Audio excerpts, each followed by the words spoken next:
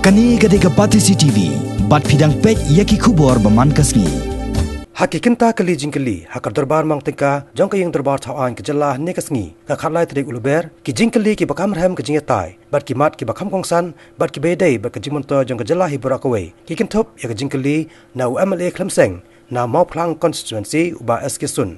Uba labo Jingkylli ya katnat horticulture. Bakane katnat kadan em ya ki matrikam bakarpang ban kantia ya ka kamrap lingba ka scheme horticulture farming.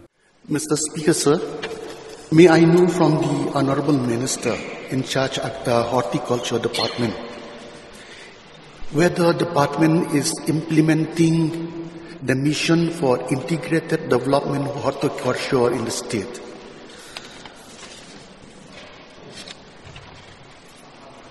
Mr. Speaker, sir,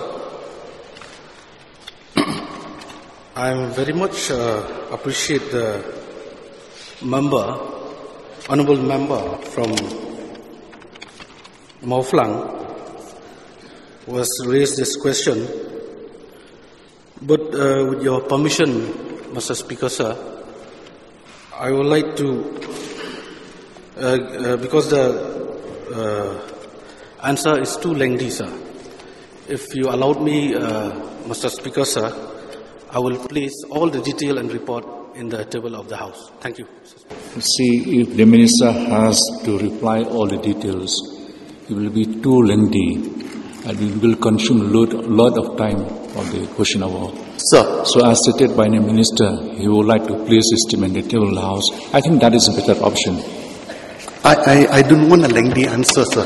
I just want to know whether the department is implementing the mission for integrated development yes horticulture in the state or not. Just yes or no. Yes or no. Yes, sir. Okay. Then another one, sir. I want another question from the Honourable Minister. Whether the another scheme, program called the Horticulture Mission for Northeast and Himalayan state, whether this program is also being implemented in the state, yes or no? Yes or no. Mr. Speaker, sir, so I request through your Honourable Chair, sir, I will place all the detail and report in the table of the House. So I request and I appreciate the Honourable Member from Mauflang, sir, to cooperate with me regarding this, sir. Thank you, sir. Sir, actually my question very specific. I want to know whether the department is presently engaged in any specific program to promote horticulture farming in the state. These are the programs, these are the mission. He would have known it, sir. I just want yes or no. Yes, sir.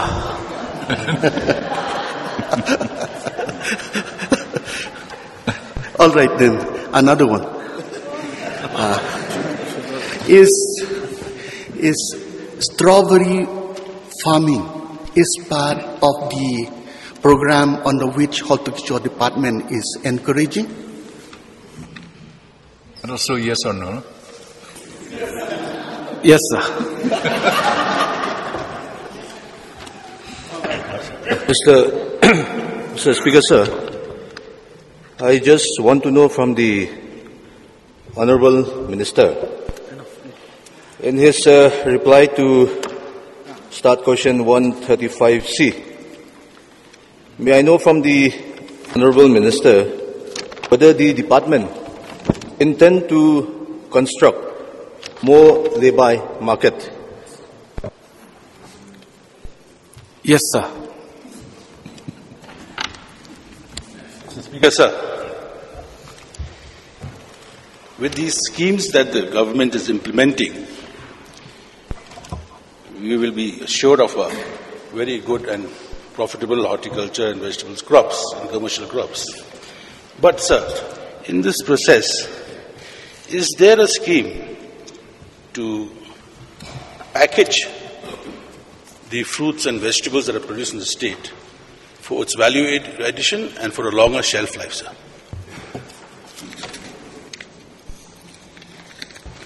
Mr. Speaker, sir, once again, I I request from your honorable chair, sir. Because everything is here, it's very lengthy, it's long report, sir. So I would like to request you once again, sir, to let me table this report and detail in the table of the House. Then, sir, one question. Very well. Is there or are there any processing centers in the state in regard to fruit and vegetables? So yes or no? Yes, sir. Then may I have the names of this or the places where they have been established? I'll table, once again, sir, I'll table in the place of in the table of the House, sir. Thank you, sir. Very wrong, no? Mr. Speaker, sir. Sir, every information pertaining to any scheme it is lengthy only, sir. But when the honourable member, any of the honourable members is intending to know certain information, an extract of those lengthy information only will have to be given, sir. So, the honourable members are asking specific question. So, I think honourable minister should be in a position to reply for that. So, my question is... No, I've already replied. Let him continue. So, my question is, in the course of the reply of the honourable minister, in principal question B, in the reply also, sub number B, plantation crops development scheme. So I would like to know what are the species which are being planted under this scheme. Mr. Speaker, sir, the objective of scheme is to boost up the area and production of all plantation crops. No, sir. My question is the species being used in the plantation program. Okay. Thank you. You have the list. Yeah, it's there. We see it with me, sir. Mr. Speaker, sir, the main objective of the scheme is to multiply and supply good. Not the objective, sir. Name of the species. No, he will come to that. Wasting the time of the question hour, sir. No, he will come to that. See, sir, I've already said that I'll table in the table of the House, but... No, sir, only the species of plantation. No, it may be 5, 6, 10. Be patient, sir. Be patient, honourable member. See, number 1 is tea, coconut, cashew nut, pineapple, and coconut. Yes. Thank you, sir. No, sir. In the reply, commercial crops. Number 1 is plantation crop development scheme. 2 is spices development scheme. Then number 3 is tuber development scheme.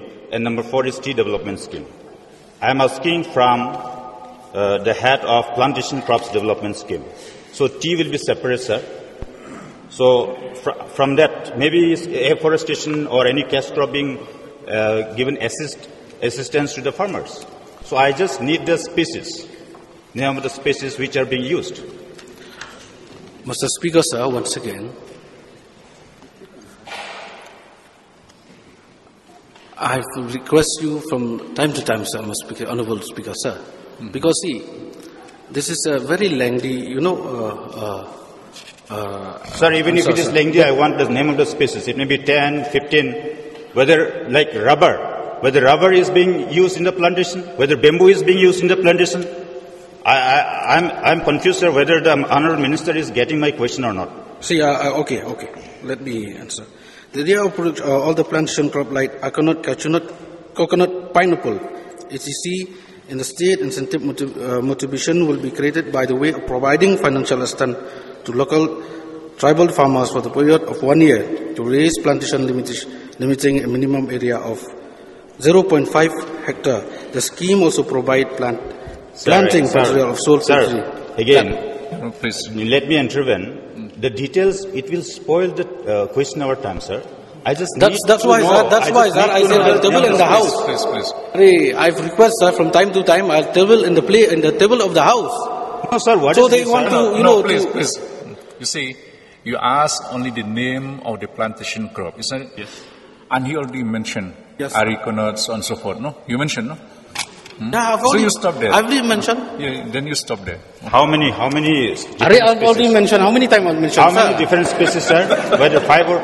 In that case, I would like to know whether agar plantation is included or not. Yeah, come to that. Whether agar plantation is included or not. So for that, I think I quite noticed, sir. Yes. Thank you, sir. Mr. Speaker, sir, I can see that under this category of post-harvest management, there are schemes like the Integrated Farmers Market Complex, then the scheme for lay-by market, which the department must have obtained under the special plan assistance.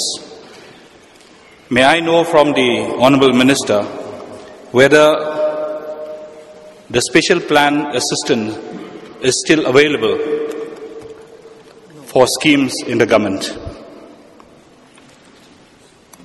No, sir. If it is no, sir, then how do we go ahead with this particular market complex and the lay-by market which has been proposed here under the special plan assistance, sir?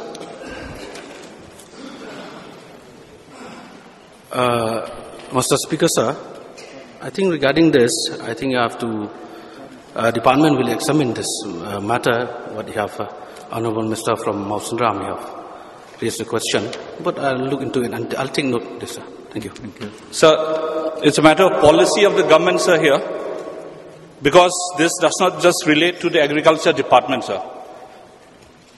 Whether the special plan assistance is still available to the government, may I have the clarity from the Honourable Chief Minister, sir? No, that is a new question, Bashampiang, please. But nevertheless, sir, I would request that the department could come out with a clarity, sir, whether these market complex and lay-by market would really be implemented under this particular scheme, because as far as I understand, there is no fund allocated under this SPA anymore.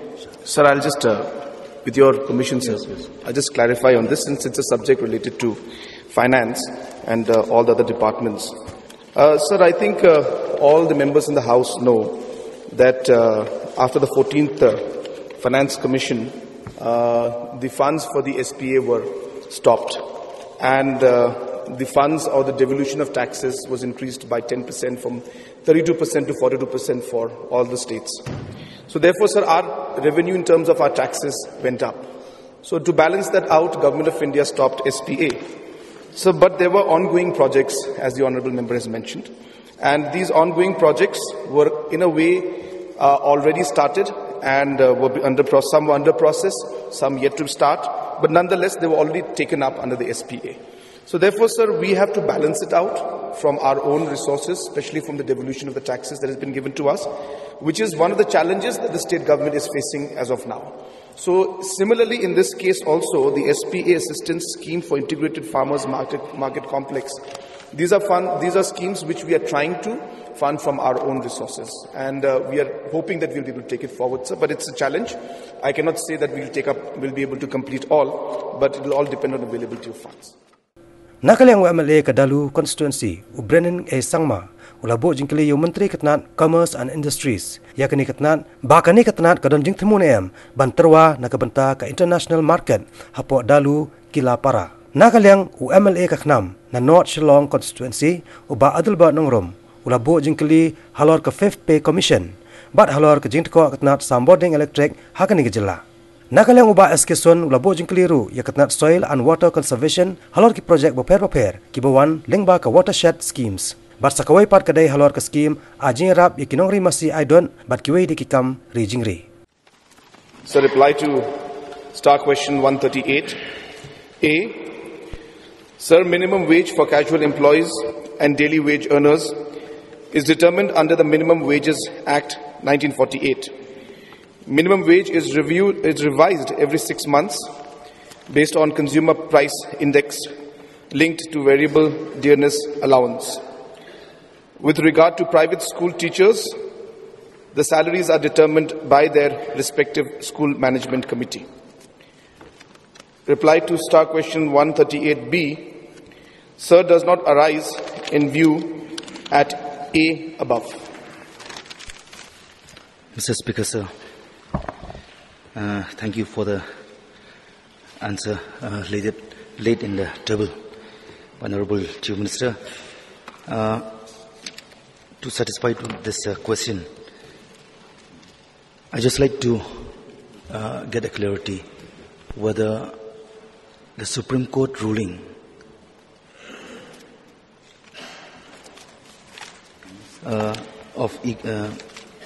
the Supreme Court ruling passed an order of equal work for equal pay. Is this followed by various establishments? Sir, it's a very lengthy answer. I have the supplementary with me. If you wish, I can read out the whole, because as you know, court case and court issues are complicated. So I'll take 2 minutes. I'll just read out this particular issue. Yes, you may read it. So the Honourable Supreme Court, in its ruling dated 26th October 2016, in the state of Punjab versus Jagjit Singh, has held that temporary employees are entitled to regular pay scale along with dearness allowance extended to regular employees holding the same post. So the court held that the principle of equal pay for equal work would be applicable to all concerned temporary employees, so as to vest in them the right to claim wages at par with the minimum wage of the pay scale of regularly engaged government employees holding the same post. This specific ruling is for those employed by the government, but it sets the norms for the private sector as well. This ruling is relevant to the state of Meghalaya because under Article 141 of the Indian Constitution, law declared by Supreme Court is binding on all courts within the territory of India. Also, as per Article 39D of the Indian Constitution, the state shall in particular direct its policy towards securing that there is equal pay for equal work for both men and women. Referring to various case laws on the subject, the Honourable Supreme Court had summarized the principles of the ruling as follows. The onus of proof of parity in the duties and responsibilities of the subject post with the reference post under the principle of equal pay for equal work lies on the person who claims it. He who approaches the court has to establish that the subject post occupied by him requires him to discharge equal work of equal value as a reference post. Number two, the mere fact that the subject post occupied by the claimant is in a different department vis-a-vis the reference post does not have any bearing on the determination of a claim under the principle of equal pay for equal work. Persons discharging identical duties cannot be treated differently in the matter of their pay merely because they belong to different departments of the government. The principle of equal pay for equal work applies to cases of unequal scales of pay based on no classification or irrational classification. For equal pay, the concerned employees with whom equation is sought should be performing work which, besides being functionally equal, should be of the same quality and sensitivity.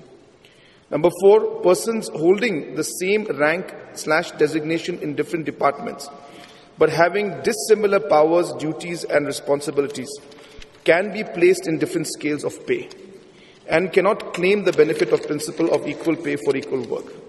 Therefore, the principle would not be automatically invoked merely because the subject and reference post have the same nomenclature.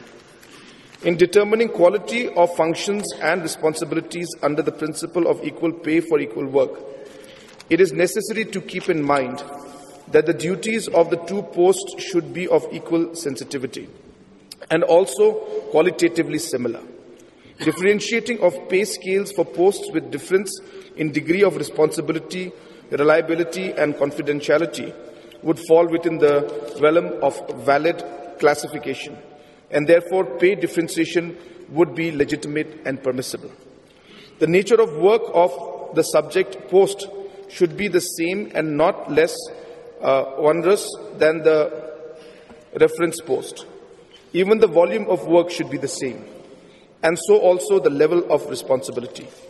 If these parameters are not met, parity cannot be claimed under the principle of equal pay for equal work. Number 6, for placement in a regular pay scale, the claimant has to be a regular appointee. The claimant should have been selected on the basis of a regular process of recruitment. An employee appointed by on a temporary post cannot claim to be placed in the regular pay scale. Number 7, persons performing the same or similar functions, duties and responsibilities can also be placed in different pay scales, such as selection grade in the same post, but this difference must emerge out of a legitimate foundation, such as merit or seniority or some other relevant criteria.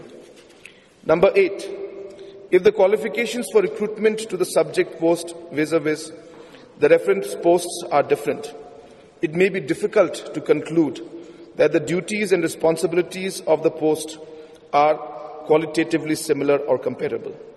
In such cases, the principle of equal pay for equal work cannot be invoked. The reference post with which parity is claimed under the principle of equal pay for equal work has to be the same hierarchy in the service as the subject post. Pay scales of posts may be different if the hierarchy of the post in question and their channels of promotion are different. Even if the duties and responsibilities are same, parity would not be permissible as against a superior post such as a promotional post. Number 10, a comparison between the subject post and the referent post under the principle of equal pay for equal work cannot be made where the subject post and the reference post are in different establishments, having a different management, or even where the establishments are in different geographical locations, though owned by the same master. Persons engaged differently and being paid out of different funds should not be entitled to pay parity. Number 11, different pay scales in certain eventualities would be permissible even for posts clubbed together at the same hierarchy in the cadre. As for instance, if the duties and responsibilities of one of the posts are more onerous or are exposed to higher nature of operational work/risk, the principle of equal pay for equal work would not be applicable. And also when the reference post includes the responsibility to take crucial decisions, and that is not so for the same subject post. Number 12, the priority given to different types of posts under the prevailing policies of the government can also be a relevant factor for placing different posts under different pay scales. Herein also the principle of equal pay for equal work would not be applicable. The parity in pay, number 13, the parity in pay under the principle of equal pay for equal work cannot be claimed merely on the ground that at an earlier point of time the subject post and the reference post were placed in the same pay scale. The principle of equal pay for equal work is applicable only when it is shown that the incumbents of the subject post and the referent post discharge similar duties and responsibilities. Number 14, for parity in pay scales under the principle of equal pay for equal work, equation in the nature of duties is of paramount importance. If the principal nature of duties of one post is teaching, whereas that of one post is non-teaching, the principle would not be applicable. If the dominant nature of duties of one post is of control and management, whereas the subject post has no such duties, the principle would not be applicable. Likewise, if the central nature of duties of one post is of quality control, whereas the subject post has minimal duties of quality control, the principle would not be applicable. Number 15, there can be a valid classification in the matter of pay scales between employees even holding posts with the same nomenclature. That is, between those discharging duties at the headquarters and others working at the institutional sub-office level. Number 16, the principle of equal pay for equal work would not be applicable where a differential higher pay scale is extended to persons discharging the same duties and holding the same designation with the objective of ameliorating stagnation or on account of lack of promotional avenues. Number 17, where there is no comparison between one set of employees of one organization and another set of employees of a different organization, there can be no question of equation of pay scales. Under the principle of equal pay for equal work, even if two organizations have a common employer. Likewise, if the management and control of two organizations is with different entities which are independent of one another, the principle of equal pay for equal work would not apply. So, sir, to summarize, it may be said that an employee engaged for the same work cannot be paid less than another who performs the same duties and responsibilities. Such an action, besides being demeaning, strikes at the very foundation of human dignity. Anyone who is compelled to work at a lesser wage does not do so voluntarily. He does so to provide food and shelter to his family because he knows that his dependents would suffer greatly if he does not accept the lesser wage. Thus, any act of paying less wages as compared to other similar situations constitutes an act of exploitation and emerging out of domineering position. So therefore, sir, I have placed all the points. As I said, it's exhaustive. If you would want, I could also place it there, because I think you could catch some of the points and some you could not. So this is about the details of the cases. Thank you. Yes. Member. Thank you so much, Honorable Chief Minister. Well, I'd like to place the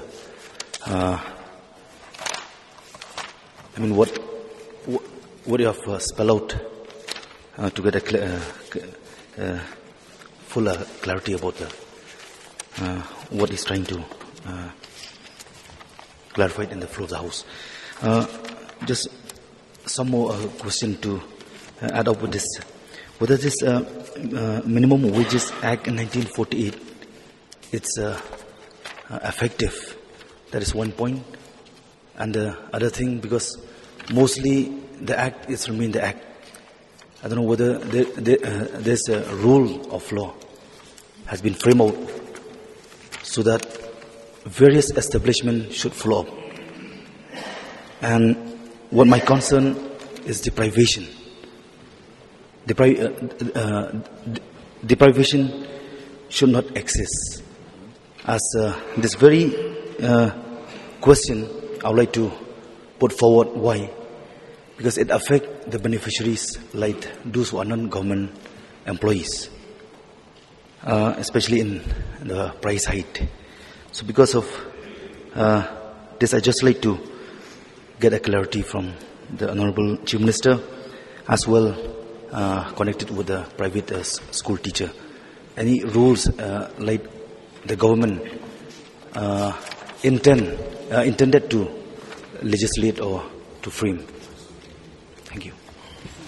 So the honourable member has raised many questions. I'll try to address.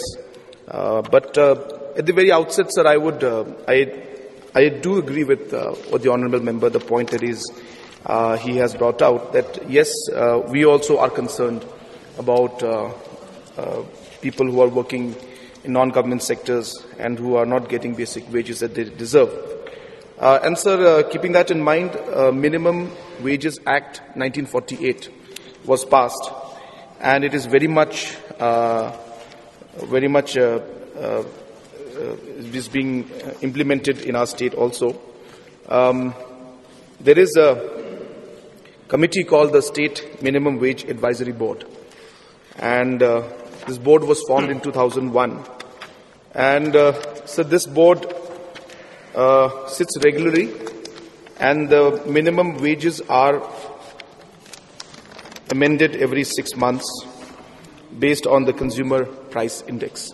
So therefore, the inflation is accounted for, and based on the inflation rate, which is based on the consumer price index, the minimum wage is accordingly changed.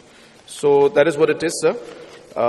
So therefore, it is very much applicable, and it's being exercised regularly. And this board sits regularly and completes its duties as per law. Number two, sir, regarding the teachers, I would like to mention two things, sir. That the teachers, as I had mentioned in my primary reply, that the salaries are determined by their respective school management committees. That's number one, sir. And number two, sir, even in the Act, there are certain prescribed categories which where this Minimum Wage Act applies. So, if you wish, I can read out those categories also, so that it will give a clarity. Number one is... No, I'd like to clarify because it's a very important issue. So, number one is agriculture. Number two is construction and maintenance of buildings, including public health engineering, etc. Number three is stone crushing and breaking operations. Number four is construction, generation and distribution of power, water supply, land development, evacuation, reclamation. Number five is sericulture and weaving. Number six is fruit preservation. Mr. Speaker, sir, when the House is desiring the points which will be part of the reply to be placed on the table of the House, it should be complied. Sir, I think it's... You're saying that let it be placed on the table of the House. Sir, I think as I'm replying... No. Yes. What about the question? Mr. Speaker, sir. The question is, will you light the... Yes. Honorable Chief Minister, I think it's better that you lead in the table of the House. Yeah. Thank you so much. So because, sir, earlier when somebody wanted to lay it on the table of the House, they were complaining. So now, when I want to reply, they are not allowing. Sir, my question was very specific, and it is lengthy reply. So during the question hour, all the questions and the replies should be in brief, sir. Yes. Honorable Speaker, sir, I would just like to bring to the attention of the Honorable Chief Minister that MRs, master roles working in all the technical departments, continue to be in the MR position for years together. So calculation of the Minimum Wage Act will not be beneficial for them. I'm wondering whether I would like to inquire from the Honorable Chief Minister whether he will be putting in place committees to evaluate and upgrade skills of MRs so that they may benefit from the Minimum Wage Act. Because as of today, none of the line departments like the PHE, the PWD and other departments have any skill committee that will evaluate the skills of these workers and allow them to progress ahead in their services, sir. Sir, it's a different question. It's not really in part of the primary question, but nonetheless, it is an important issue. I agree with it.